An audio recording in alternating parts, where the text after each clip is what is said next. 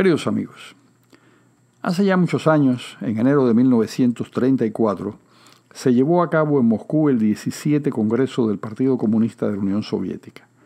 Stalin, que sacó la segunda votación, fue elegido secretario general. La primera la obtuvo Sergei Kirov, pero renunció a ser el líder del PQS. De este episodio se recuerda una frase pronunciada por Stalin, siniestro personaje.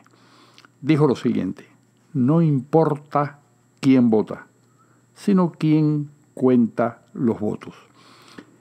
La anécdota y la frase vienen a cuento de la votación en Venezuela el domingo pasado para una constituyente que le pondrá fin a la etapa republicana de ese país. Comenzará la etapa cubana. Pero ¿qué pasó realmente el domingo en Venezuela? Pasó que los que contaron los votos hicieron una trampa monstruosa.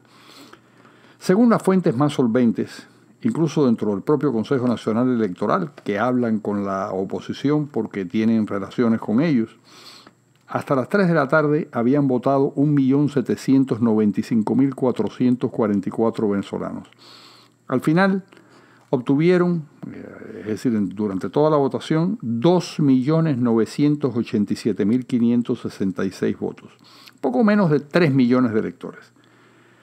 Para legitimar la votación necesitaban el 25% del padrón electoral. Como este era, grosso modo, de 19 millones, hubieran requerido de una participación de al menos 4.750.000 personas, pero solo obtuvieron 3 millones. Necesitaban, pues, cometer un fraude al menos de ese tamaño para pasar de 3 millones de votos a 5. No obstante, como el 16 de julio pasado la oposición había realizado unos comicios contra la constituyente y 7.600.000 personas habían sufragado contra el empeño de cubanizar totalmente al país con una nueva ley, Maduro y sus cómplices decidieron pasar de 3 millones a algo más de 8. Puestos a cometer el fraude, ¿qué más les daba decir 8 que 5? Incluso, como supo Julio Borges, estuvieron tentados de decir 10 millones, pero optaron por parecer más prudentes y esforzados. Al fin y al cabo, era evidente que las mesas de votación estuvieron medio vacías y a Maduro le consta, por las encuestas que maneja, que el techo de los chavistas duros solo llega a 500.000 de personas.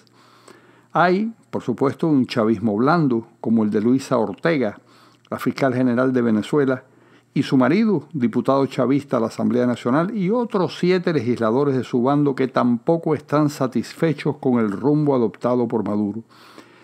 ¿Pero qué va a suceder ahora? Bueno, todo es muy triste.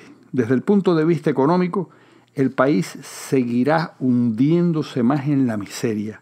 Habrá más desabastecimiento, habrá menos medicinas y comida, habrá más sexo, más inflación, más pobreza. En el terreno social habrá más violencia, más atracos, más secuestros, más desempleo, más narcotráfico, más prostitución, más corrupción, más impunidad. En el campo político seguramente habrá más resistencia, más protestas, más heroísmo, más muchachos desgraciadamente asesinados, más represión, más brutalidad policíaca, más rechazo nacional e internacional. ¿Pero hasta cuándo?